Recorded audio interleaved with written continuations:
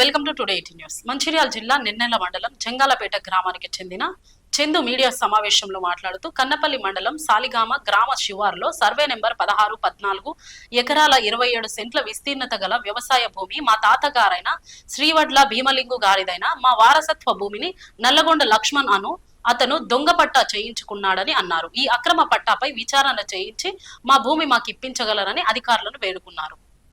ఆస్తి చెందుకు వెంటనే న్యాయం జరగాలి. ఆస్తి చెందుకు వెంటనే న్యాయం జరగాలి. ఆస్తి చెందుకు వెంటనే న్యాయం జరగాలి. ఆస్తి చెందుకు వెంటనే న్యాయం జరగాలి. ఆస్తి చెందుకు చేస్తాగ్రా.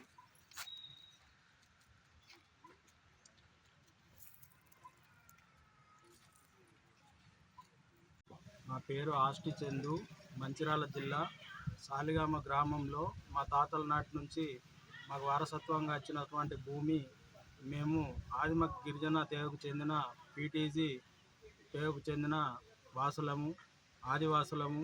మా భూమి అందరూ అక్కడ ఉంది. మేము ఎప్పటి నుండో దాన్ని సాగు చేసుకుంటే అక్రమంగా నల్గొండ లక్ష్మణు బీసీ కులానికి చెందిన అగ్రకులస్తుడైన రాజకీయ అండతోటి అక్రమంగా కూడా పట్ట మార్పిడి చేసుకోవడం జరిగింది. దానిపైన హైకోర్టులో నేను పిటిషన్ వేసి స్టేటస్ కో ఆర్డర్ కూడా తెచ్చుకోవడం జరిగింది.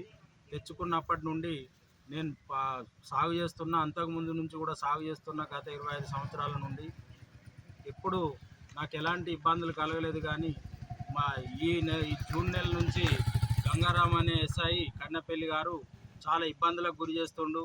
ప్రతిసారి ఫోన్ చేసి నువ్వు భూమి మీదకి పోవద్దు, నీ మీద అక్రమంగా కేసులు పెడతా అని చెప్పి నేను బెదిరిస్తుండు. మళ్ళా భూమి నేను దున్నితే భూమి మీదకి ఉరికొచ్చి నువ్వు కేసులు పెడతా, లేకపోతే నేను ఈడ్చకపోతా అని చెప్పి భయభ్రాంతులకు గురి చేస్తుండు. అది వాస్తవానికి భూమి తాత ముత్తాతల నుండి వచ్చింది. ఫామ్ 7లో కూడా ఆయన వారసుడు కాకపోయినా వారసుడు అని చెప్పి తప్పుడు ప్రచారం, తప్పుడు పత్రం కూడా ఉంది.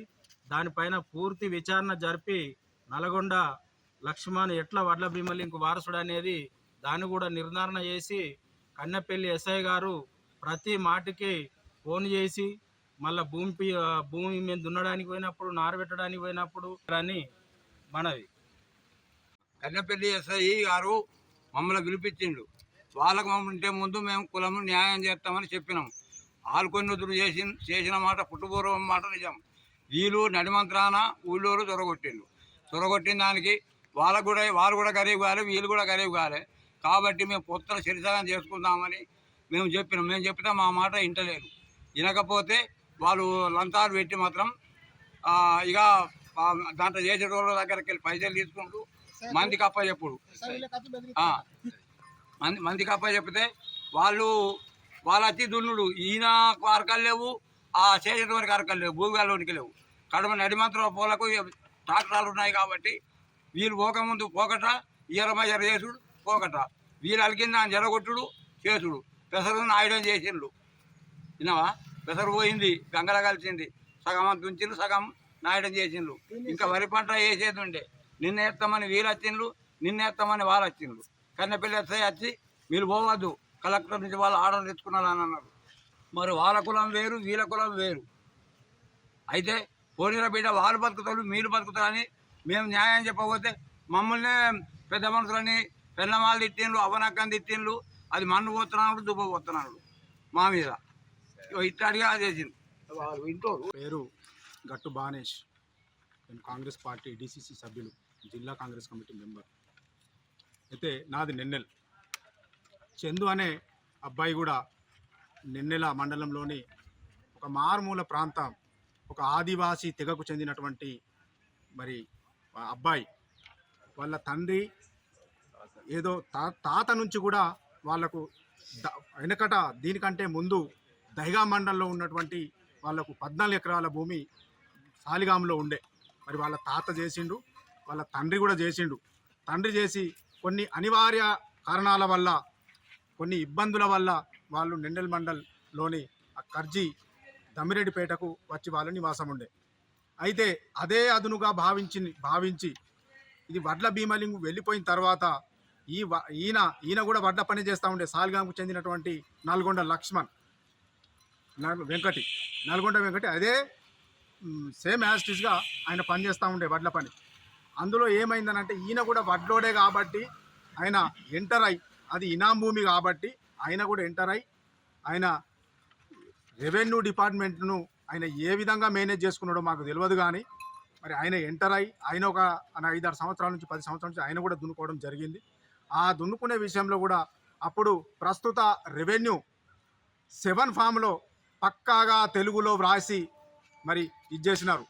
దీనికి వడ్ల బీమా లింకుకు ఎవరైనా కూడా వారసత్వం ఉంటే మాకు అతి తొందరలోనే మాకు ఇన్ఫర్మేషన్ చేయాలి, వారు దరఖాస్తు పెట్టుకుంటే ఇది ఆపుతామని చెప్పేస్తే పాపం అప్పుడు వీళ్ళకు సరిగా అవగాహన లేకుండా, ట్రైబల్స్ కాబట్టి ఎస్సీ ఎస్టీలకు ఇప్పటికి కూడా అవగాహన లేదు, ఇప్పటికి చదువుకున్న వాళ్ళకు కూడా ఇప్పటికి అవగాహన లేదు. కాబట్టి అవగాహన లేక వాళ్ళకు అసలే ఇన్ఫర్మేషన్ లేక వాళ్ళ 45 రోజుల వ్యవధిని, రెవెన్యూ ఇచ్చినటువంటి వ్యవధిని వాళ్ళకు తెలియకుండా దాటిన తర్వాత ఆ యొక్క అప్పుడు రాతపూర్వకంగా పటవారి ఎండార్స్మెంట్ చేసి మేము ఎంక్వైరీ చేసినాం. సాలిగాములో అసలు వడ్ల బీమా లింకుకు అసలు కుమారుడే లేదు, వారసత్వమే లేదు అనే దాని మీద అక్కడ దైగాంలో ఉన్నటువంటి పటవారులు అప్పుడు ఈయనకు వడ్ల బీమా లింకుకు ఎంక్వైరీ చేసినాం. అతనికి ఎటువంటి వారసత్వం లేదని పటవారి రాసిన తర్వాత గిరిదవరి, ఎంఆర్ఓ, ఆర్డీఓ, అక్కడి నుంచి గౌరవ కలెక్టర్ గారు కూడా వీళ్ళ ఎండార్స్మెంట్ను చూసి కలెక్టర్ గారు కూడా చేయాల్సి వచ్చింది. ఈ యొక్క కలెక్టర్ చేసిన తర్వాత కూడా వాళ్ళు ఈ యొక్క నల్గొండ వెంకట అనే వ్యక్తి ఎవరైతే ఒక వడ్లైన ఒక బీసీ క్యాండిడేట్ ఏమైతున్నదో మన ఎస్టీలను బెదిరించుకుంటా ఆయనకు ఏ విధంగా తోచుకుంటే ఆ విధంగా రాజకీయ అండతోటి కోర్టుకు పోయి ఆయన స్టేట్ గంగారాం మొత్తానికి ఇంటర్ఫేర్ ఆయన పూర్తిగా ఆయన స్వంతంగా ఆయన స్వలాభం కోసమా లేకపోతే ఆయన భూమి గిట్ట ఏమైనా ఉందా సాలిగాంలో మాకు అర్థమైతలేదు. ఆయన స్వయంగా ఆయనే ఎంటర్ అయి ఈ యొక్క చందును బెదిరింపులకు గురి చేస్తూ ఉన్నాడు. ఈ యొక్క నల్గొండ వెంకటి కోసం ఆయన నాటు పెట్టడానికి కూడా ఆయన వెనకాడబోతలేడు ఎస్ఐ గారు. ఇప్పుడు ఏదేమైనా ఉంటే మొన్న మేము ఒక పెద్ద మనిషిగా మన చందు చెప్తే సాలిగాంకు పోతే మేము పోకముందే సాలిగాంలో పోయి ఈ యొక్క పెద్ద మనుషులను బెదిరిస్తూ ఉన్నాడు. మీరు చందుకై మాట్లాడితే మీ అందరికి కూడా కేసులు అవుతాయి అని ఫోటోలు దించుకుంటా ఈ విధంగా ఎస్ఐ గారు ఏమనుకుంటున్నాడో, ఎస్ఐ అంటే ఆయన ఏందో అనుకుంటున్నాడు కావచ్చు. ఇవాళ మేము గౌరవంగా ఎస్ఐ గారిని ఒకటి అడుగుతా ఉన్నాం. ఎస్ఐ గారి మీద మాకు ఎటువంటి దురాభిప్రాయాలు లేవు, ఎటువంటి వ్యక్తిగత కక్షలు లేవు, భూమి తగాదాలు లేవు. మరి ఎస్ఐ గారు స్వయంగా ఎందుకు పోతున్నాడు? ఆయనకేమన్నా నల్గొండ వెంకటికి ఏమన్నా పోలీస్ ప్రొటెక్షన్ వచ్చిందా? లేదు. ఆయన ఫోన్ చేయడంతో పోయి భూమి మీద నిలబడి మొత్తం క్యాన్సిల్ చేస్తున్నాడు. ఈ యొక్క చందును మాత్రం ఒక తెగకు చెందినటువంటి ఆదివాసీ తెగకు చెందినటువంటి బిడ్డను మరి నీకు భూమే లేదు, నువ్వు ఏం చేసుకుంటావు చేసుకో, అవసరం అనుకుంటే నల్గొండ వెంకటి కోసం నేను ₹1,00,000 పెడతా అన్నాడు. అవసరం అనుకుంటే ఆయన సీసీ ఫుటేజ్ తీయని ఎన్నిసార్లు ఇచ్చినామో తమాషాలు చేస్తున్నాడు. ఇప్పుడు సీసీ ఫుటేజ్ తీయాలి. ఆయన మాటకు కట్టుబడి ఉంటే పోలీస్ స్టేషన్లో ఉన్నటువంటి సీసీ ఫుటేజ్ తీయని. ఎవరు పోయినా కూడా ఇష్టం వచ్చినట్టు రీతిగా ఆయన ఒక ఎస్సీ, మా దళిత బిడ్డ, ఆయన మాట్లాడే మాటలు కాదు.